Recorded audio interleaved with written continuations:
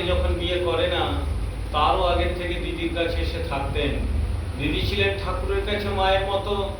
ভগবান রামকৃষ্ণদেবকে ছোট্টবেলার থেকে লালন পালন করে কিছুটা হলেও বড় করে তুলেছিলেন এই হেমাঙ্গিনী দেবী এই বাড়ি থেকেই। বড়বেলায় আপনারা সকলে জানেন ভগবান রামকৃষ্ণদেব হৃদয় মুখার্জি থাকতেন দক্ষিণেশ্বরে। ওখানে মায়ের পুজো পাঠ করতেন। যখন আসতেন ওখান থেকে কামারপুকুর হয়ে হৃদয়ের বাড়িতে, এখানে 2-1 রাত কাটিয়ে আবার এখান থেকে কামারপুকুর হয়ে পাড়ি দিতেন দক্ষিণেশ্বর। আপনারা গাড়ি থেকে নেমে সামনে একটি দুর্গা মন্দির আছে, নিশ্চয়ই দর্শন করেছেন। ওই দুর্গা মন্দিরটি মহাপীঠস্থান দুর্গা মন্দির, ভগবান রামকৃষ্ণদেব হৃদয় মুখার্জি দুর্গা মন্দির। ওখানেই ঠাকুর হৃদয়কে নিয়ে 2 বছর দুর্গা পুজো করেছিলেন। 3 বছরের বেলায় ঠিক দুর্গা পুজোর সময়কালে দক্ষিণেশ্বরে অসুস্থ হয়ে পড়েন ঠাকুর। তার সেবা কাজ চালাতেন হৃদয় মুখার্জি এবং মা ভবতারিণী মায়েরও সেবা কাজ চালাতেন হৃদয় মুখার্জি। হৃদয়কে অনেক বুঝিয়ে ঠাকুর 3য় বছর পুজোর জন্য পাঠিয়েছিলেন। হৃদয় মুখার্জি বলে, মামা তুমি আমাকে দুর্গা পুজো করতে বলছো, দুর্গা পুজোর এত মন্ত্রতন্ত্র তো আমি জানি না। ঠাকুর আর হৃদয় দক্ষিণেশ্বরে যে রুমটি শুতেন, রাত্রিবেলা খাওয়া দাওয়ার পর দুজনে শুয়েছেন।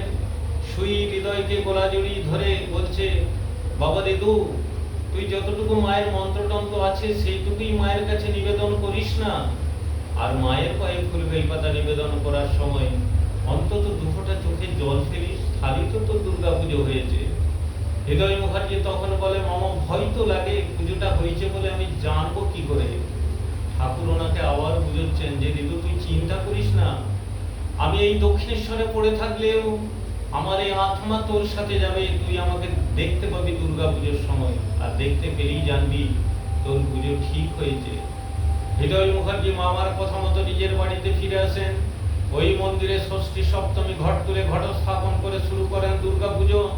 অষ্টমীতে ব্যাকুল হয়ে কাঁদছেন হৃদয় মুখার্জি মামার দেখা পায় না বলে। অষ্টমীর সন্ধি পূজায় যখন সন্ধির আরতি তুলেছেন হৃদয় মুখার্জি চোখের জল ফেলতে ফেলতে, তখন দেখছেন ঠাকুর ধুতি পরে খালি গায়ে গলায় কাপড় জড়িয়ে ওই মন্দিরে ঢুকে দাঁড়িয়ে আছেন প্রতিমার সামনে। হৃদয়কে বলতে, ঋতু আমি এসেছি তোর কাছে। এই হলো ওনাদের দুর্গা পুজো করার ইতিহাস। আমি যেই কথাগুলো বললাম সব কথাগুলোই দেখবেন লীলা প্রসঙ্গ বা প্রসঙ্গিতই আছে, যদি পড়ে থাকেন আপনারা।